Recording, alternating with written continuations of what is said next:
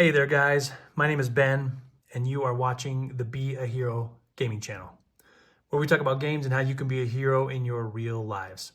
So something I've been working on lately that I've been trying to perfect that I have failed at, but I'm going to share with you anyway because I want to get some input from you guys, is a way to make opening packs more fun. It's pretty fun already if you get a good card, for sure. But what if you open a pack and you don't get a good card? Could it still be fun in a way? So, you guys might have seen a short I posted a while back where I was mixing up all of these Wonders of the First cards. And here's the reason why. I already posted a video about what to expect in a booster pack. But there's one more reason why we did that. So these cards are organized. These are all the commons. These are all the uncommons. These are all rare or better. And just to give you an idea on what's in here, there is one copy of each legendary card, 2 copies of each primary card, and 3 copies of each secondary card. That's why there's so many of these, because there's a lot of secondary rares, and so this ended up being pretty thick. And just to give you an idea on how difficult it's going to be to pull a mythic card, there are about 12 or 13 mythic cards per orbital. So you're looking at like 60 or so, 72, there's 6 orbitals. 72 or so mythic cards, maybe there's 71, I can't remember how many, 70 something mythic cards, and most of them are legendary.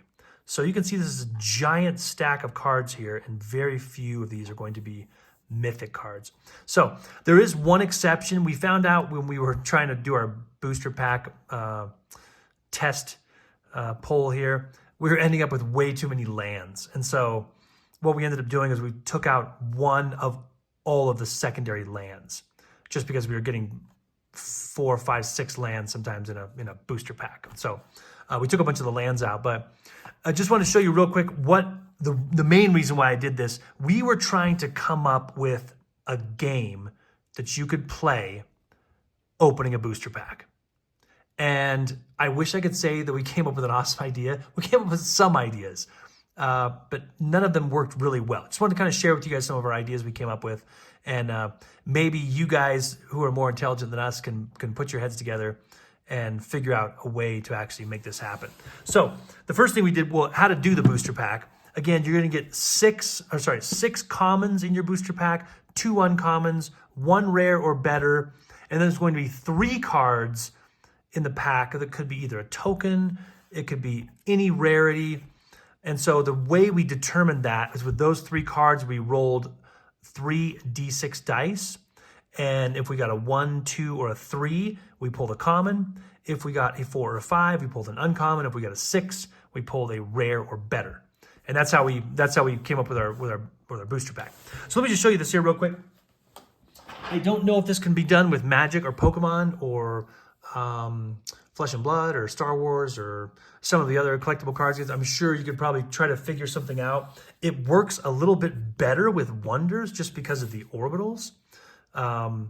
We found some of the methods work better than others, but it would be difficult in kind of a single realm me versus you battlefield. It works really well with Wonders, which is another reason why I think this game is cool. But so here's my booster pack I've already put together here. I've got my commons here, my couple of uncommons, my rare or better, and then those 3 kind of wild cards at the end we just roll the dice for. So initially, here's where our initial thoughts on how to do this was take all the stones away, and you open your booster pack, and you alternate playing cards to an orbital. No energy, no actions. You just alternate playing cards to an orbital.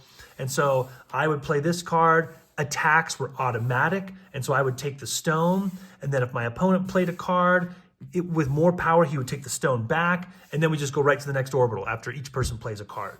And then you can play in, obviously, whichever 2 orbitals are unlocked here. You play this here. If my opponent plays more power, he takes the stone back. And then we just play until all 7 of the orbitals are unlocked, or in other words, we've alternated playing 1 card each 7 times. And then this is the difficulty. The difficulty was, what do you do with Wonder's abilities. Do you use those? A lot of them don't apply. If it says draw a card from your deck, you obviously don't have a deck, so that doesn't work. What do you do with lands was another issue we ran into. We kind of experimented with what if your turn was attacking and taking a stone instead of playing a card. Then you could play a land, and then you could get an extra action. We kind of played around with that. But the difficulty was an item or a spell that had an ability on it didn't really apply to gameplay like that. So another idea we came up with was, hey, maybe instead of doing that, we could have all the orbitals open, and we could just say, let's just start, I will alternate playing cards, and whoever has the most powerful wonder will just, or stack of wonders, will take the stone. Again, we ran into the issue of what do you do with lands, what do you do with items, what do you do with spells?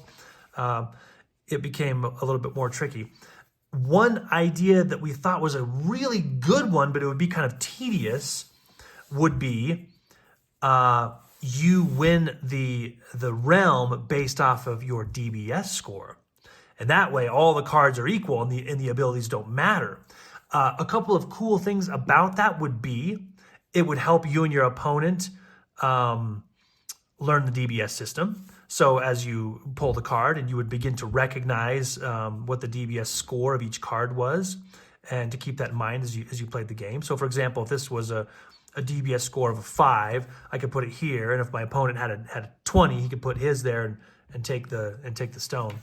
Then I could add cards to it, whatever the DBS score was. We could just alternate playing cards, and then whoever had the highest DBS in that realm could take the stone.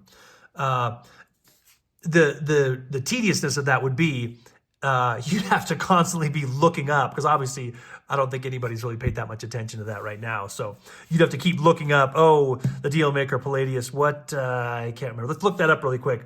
And that would take a really long time to get your packs revealed here. But it would make it equal, because then you wouldn't have to worry about abilities. You wouldn't have to worry about whether it's a land or a wonder or an item. They all just have a DBS score. Another idea we thought of along those lines would be to guess your DBS score.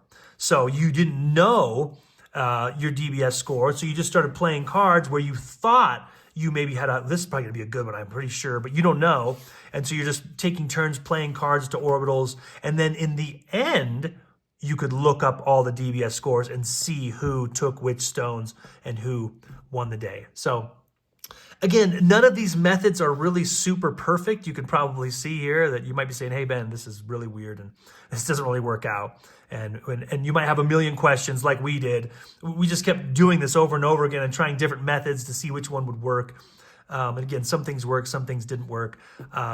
Probably the most fair way to do it would be with the DBS system, where you either know the DBS by looking them up and play cards accordingly, or you just guess and take turns playing cards, and then you look it up at the end and see who won the most stones out of all the realms. The reason why we thought of this idea was this would be a way for you to showcase what you got out of your deck. You could play the cards, and both you and your opponent could say, oh, look what I got. And it would just be kind of a cool way of revealing the cards you got from your pack. I might have said deck a minute ago. I meant pack. So a way to reveal the cards you got from your pack, and play a little game along with it. Again, none of these methods are perfect, and maybe by the time the shattering gets here, somebody will come up with a really good idea on how to make this work, and hopefully everybody will have a lot of fun doing that. We're going to keep working on this. Me and my kids are going to keep making booster packs from the cards we have, and just keep fiddling around with this, because I think this would be a lot of fun, instead of just ripping a pack, flip, here's a good one, and then toss it aside, and next pack. Maybe some people want to do that because they want to just get their packs open as soon as possible. I don't know.